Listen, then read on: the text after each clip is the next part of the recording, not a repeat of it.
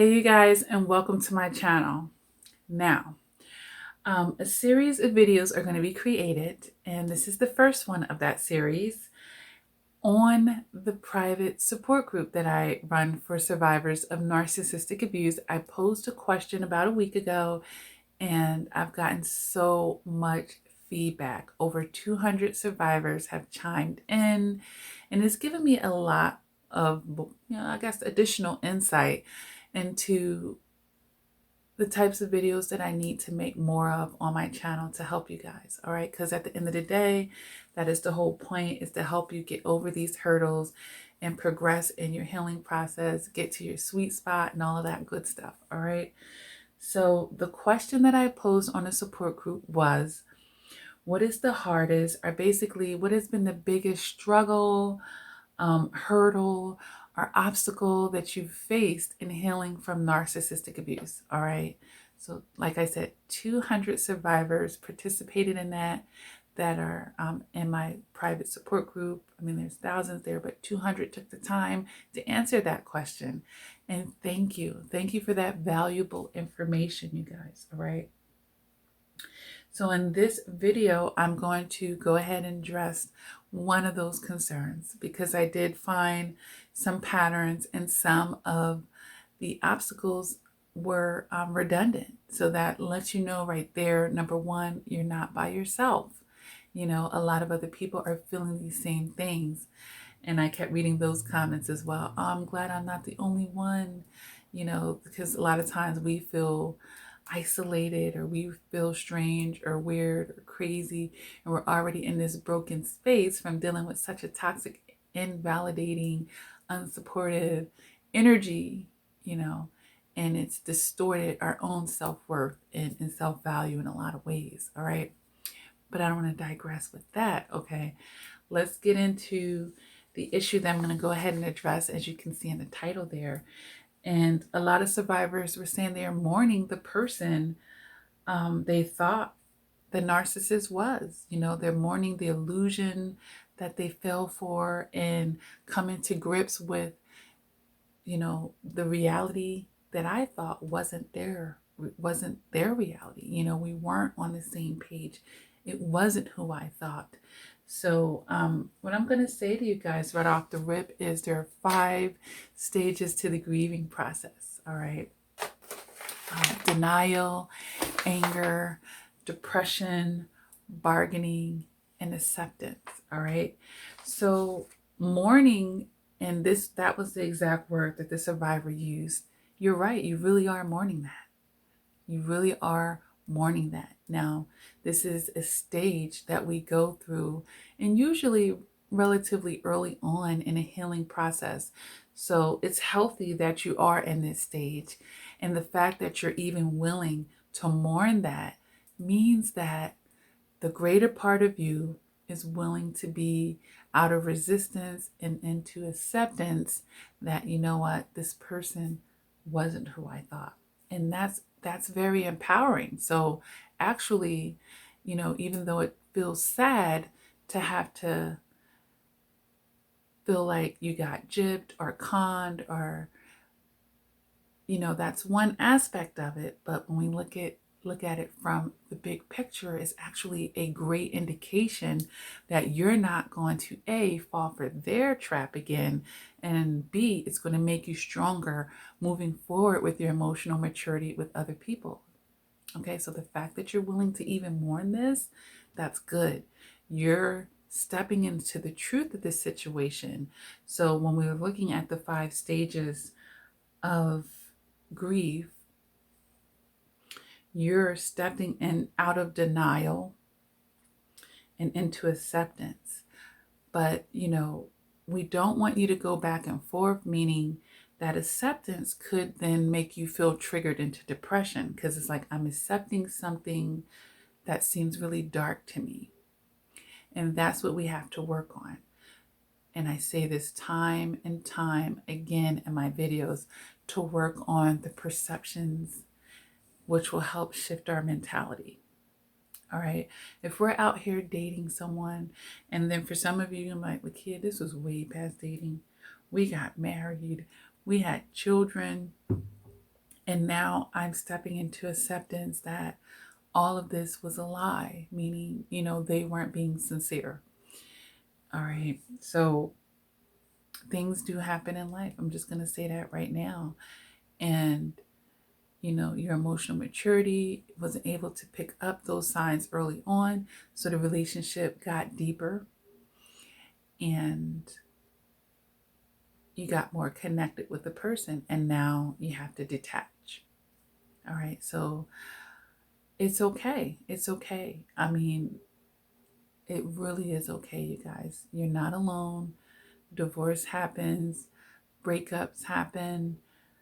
But I really want you to see the plus in, minimally being willing and brave in a lot of cases enough to just accept the truth and not keep hitting your head up against the wall, not keeping yourself in the same cycle of abuse over and over and over, being willing to step out of that so that you can progress and move forward in life and in that chapter. All right.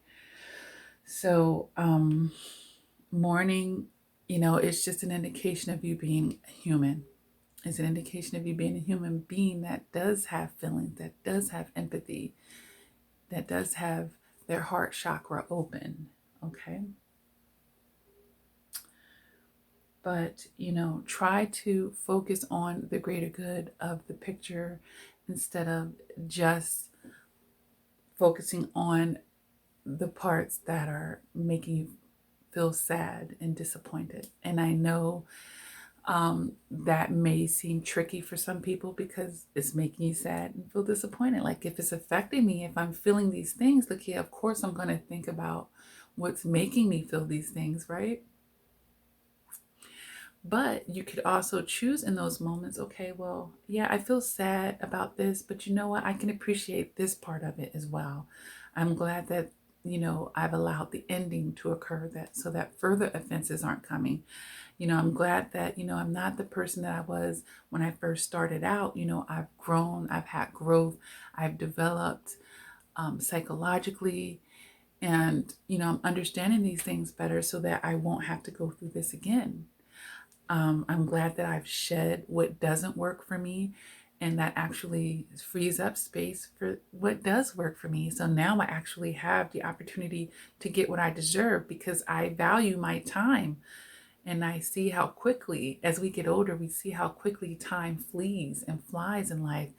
And I don't want to spend my time in the dark. I don't want to spend my time in situations with people, places, and things that don't honor me. So while I'm disappointed and I'm mourning that, I really wanted more for this situation, I really wanted this person to be who they said they were, and I believed it. And now I have to mourn the fact that that wasn't the case. But I can logically say that, you know what, it's still, the best thing for me. I'm still doing the right thing. And it's really just their loss at that point, I'm mourning all the love I had to give to them, all the love that I thought we were going to be able to exchange, and, all these things.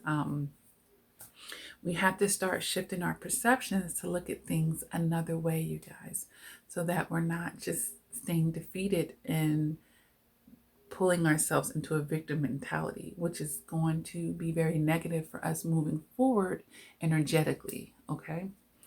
So yes, when you're mourning the person that you thought they were, there's actually some really beautiful, wonderful things that is actually indicating, and it's very healthy. Go ahead and allow yourself to feel that, and then you'll be working yourself to a state of a release. Like, okay, you know what? I've mourned it. I've mourned this, and I'm in acceptance to it. But I can also see the full picture and not just narrowing it, because what we focus on grows. All right. So we can't, it wouldn't be wise. You can, so I'm not going to say you can't. It wouldn't be wise to just focus on the very negative aspects of things. All right. Give yourself that balanced outlook so that it won't just be that to begin with. All right, so I hope that this is helping someone. And if you're struggling through the mourning process, or basically through the grieving process, you can hire me as your one-on-one personal life coach, and I can definitely help give you those fresh perspectives to help you get through this, you guys. All right, because you don't have to go at it alone, and actually I highly recommend that you don't.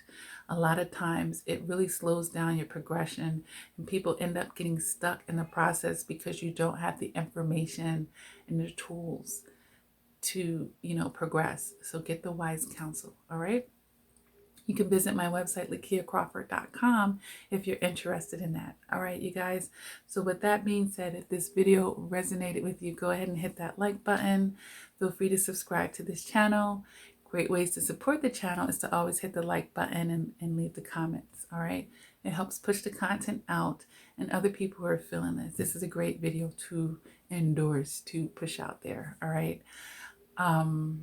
You can always check the description, you guys, for everything that I have going on and for ways that you can support the channel and our cause, because it's beyond my cause at this point. It's greater than me. You can find out about my Patreon in all different ways. All right.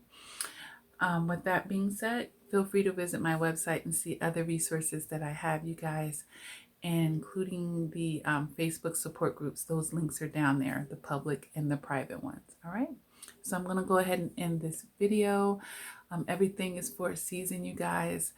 You will get to a point where you can be all cried out, and that's a beautiful thing. Allow yourself to do that. But you're going to be crying in the meantime. But understand progression. It's going to become shorter and more in between. So that's how you can gauge your progression, you guys. I'm not crying as much as I used to. It's not taking, it went from taking my whole day to just being moments in between. This lets you know your progression, okay, you guys? So acknowledge that, all right? All right, you guys, never give up on yourself. Continue to do the work. And until next time, please take care.